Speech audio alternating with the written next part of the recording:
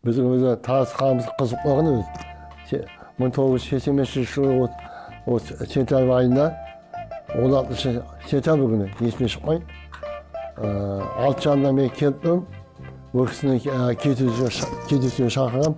Сағат 7-ге мен 6 жанында келдім. Сөйтсе бұл кісі сағат 7-ге 15 қана келдім. Sonra мен ыңғайсам, түрі елка бар, облыс майысының алдында. Сол елкаға артында тұрып қалдым.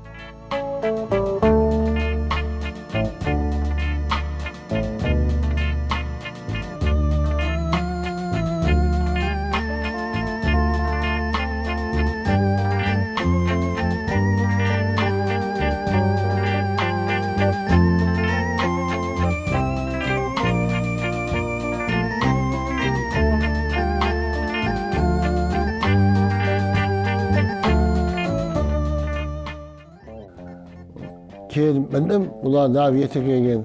Оның қатынынан падуша дос қызы болған Фатима деген. Сол екеуі жақсы қой енді әңгіме айтып келе бергенде сағат жоқ. Жақсы не ғой, уақыт күнде ғой, ешқайсы ойланбайтын олар. Жігітмен кездесеміз, ойланбайтын олар. Ауылға алып қаштым, апам, әжем қуанып қалды. Содан міне 39 жыл болды. Міне ұлды қызы болдық. Алла тағала күйеу бала болды, екі күйеу балам жақсы. Алланың несі сегізші. Екі келін болдық. Екі келінді Алланың тиі жақсы келінді болды. Құдаларым жақсы. Аллаға мың шүкір. Мына ағайындар мен қанша сыйласқанымды осы жұбайым шынар ақысы.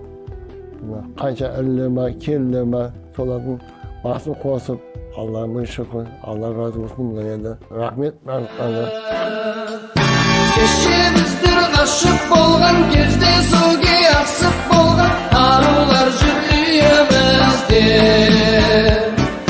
Жағдайымыз жақсы біздің күйімізде.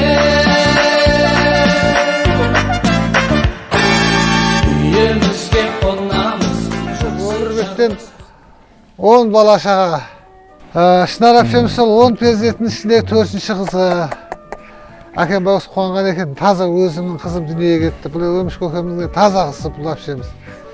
Апам екеуміз нағаш апамыздың ауылына қыдырып кеткен едік. Ол кезде апам ешекке мінгізіп алып қыдырып кете беретінбіз. Келсек, енді еміс есімде ғой, сол қалған жері шешем босаныпты деп естіп жатырмын ғой, мен түсінігім енді. Көкем қуанышында шек жоқ, өзі әйелі дүниеге қыз әкепті. Менің өзімнің қызым, бел қызым деп жаңағы. Бұл енді өміш көкемнің таза қызы деп есептейді. Дүниеге сол кездегі шіретіп келген Шынар айналайын. Атын әкем өзі қойған Шынарым деп. Бірақ Шынар дегенде әкемнің несі бөлек еді. Онымен Шынар да бізге қарағанда, басқаларға қарағанда әке шешемізге өте жақын болды. Сәл бірдеңе болса, ауылға барып келейік, әкеме барып келейік. Асып беретін еті бар ма, мантысы бар ма, өзі алып барып, істеп, ішкізіп, жегізіп, қайтып келетін. Енді көкем қызы болғасын еркелеу тұғын үйде. Шынар, мен, Дана деген сіңілім үшеуміз бірге өскенбіз.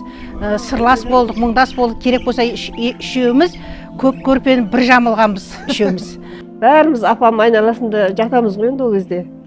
Көрпеміздің бәрін тартып алатында бізді теуіп тастайды.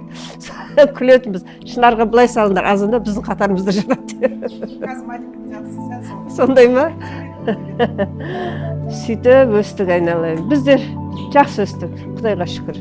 Әкемнің дауысы есімде, әкемнің есі есімде, алаңда күтумен тұрғандай, екеуі өмірдің көшінде, қазанның қайнағаны есімде, асырсап ойнаған есімде. Бізде еркек бала кештеу келді ғой өмірге. Жай еркек бала сияқты даланың жұмысын істейтін, малға қарау, жаңа есіктің алдына террасқа қосқан еді. Сонда көкем өзі бастаған шығар, енді білмеймін ғой. Бір барып қалсам, әпкем екеуі ылай иілеп, әпкем тасып беріп жатыр, бір сылап жатыр ғой террасканы. Апам дегенің білекті түрміп тастап, нанды жауып жатыр, тамақ та істеп жатыр, осыларға берем деп. Бұл өңге мектепте өте жақсы оқыды. мектепті өз сондай тірлікпен жүріп, мектепті тек қана 5-пен бітірді сол кезде. Әйтеуір Шынардың кішкентай кезінде бір 2 жасар, 3 жасар кезінде әйтеуір шашы жалбырап, үйге барған кезде жылап қайтқаны есімде, одан басқасын білмеймін. Жусасайға барғанда ма? Иә, көкем. Әзімаш құсап жүрмін ба? Иә, дыт айдайтын еді ғой көкем. Әйтеуір осындай қараңғыда барды әпкем мен көкем екеуі. Сен жылдап жылап өзіңмен өзің жұрттың бәрін әбіріште жібердің. Сол-ақ бар есімде, басқа нәрсе жоқ сенен. Енді өмірдегі жолдасын тауып, жаңағы ақсүйектер қожаға тұрмысқа шықты. Әркімнің несі сондай болсын алған жары. Екеуі де көп семьядан шыққан. Қазығұрт мөлтек ауданы құрылып, сол жерден жер берілген кезде Гүлшат бар еді өзі, иә? Кезде бірінші Сейфулла қазық қағып, там салам деп сөйерден жерін бөліп алды үкіметтен. Бір бөлме там салды, қыш құйып Ержан. Ол тамды кішкентай қылып жауып, алдынан жаңа қамыспенен су оншамыз несі тұрады деп көкем байғұс қамыстан істеп, төбесін тақтаймен жауып, оның үстін қара қағазбен жауып берді. Көз алдымызға елестейді қазіргі баяғы жас кезіміз бәрі тура қазіргі бүгінгідей болып тұрады. Біздің жас кезіміз көз алдымызға елестеп жатыр. Жас кезіміз қазірде әлде де бізге жас сияқты. Қайнағаны есімде, асылсып ойнаған есімде, біздің үй бәрінің есімде. Бір күні бардық енді Пайзыл екеумізде барып көрейікші үйлерін деп. Сөйтсек бір дивандары бар, бір Гүлшат, бір Шынар екеуі, бір шелек су бар, үйінде отыр ғой. Сейфулла суды үйге кіргізіп кетеді, доқ-пешпенен тамақ істеймін деп.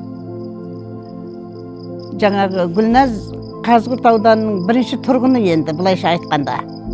Гүлназ деген жүретін, әпшем маған помадаңды әкеп берші, ерімді бояп алайын. Біздің әпшеміздің тілегі орындалған деп ойлаймын. Неге десеңіздер, мақсаттың өзі Астанада Құда қаласа кардиохирург, әр адам жанының арашашысы болып тірлік істеп жатыр. Ел аузында жүрген азамат. Одан кейінгі Мұрат жайлы айтатын болсақ, ол Мұрат деген бөлек әңгіме. Мұрат ол көп адам бұны қолдаған жоқ, сөзді қолдаған жалғыз мен әпшем болатын Мұратта. Әпшем Мұратқа рахмет айтса болады. Сол жұрттың бәрі не қыласың оны? Жүресің сол әр нәрсе құшақтап жүреді. Міне нанын жеп жатыр. 3 сіңлісі бар, 3 інісі бар. Барлық жағынан не дейді? Құбыласы сай деймін, 4 сол сияқты барлық жағынан сай. Енді былай қарасаңыз. Мектепте құрмет тақтасынан түспесеңіз, өмірде осында сыйлы, ортадағы сыйлы тақтадан түспеңіз.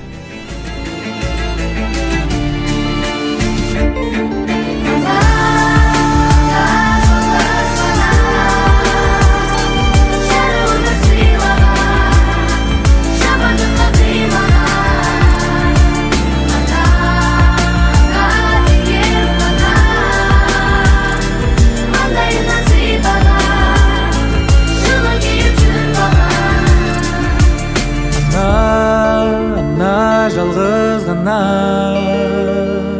жарық өмір сыйлаған, жамандыққа қимаған, ана деген ғана маңдайымнан сыйпаған, жылы киіп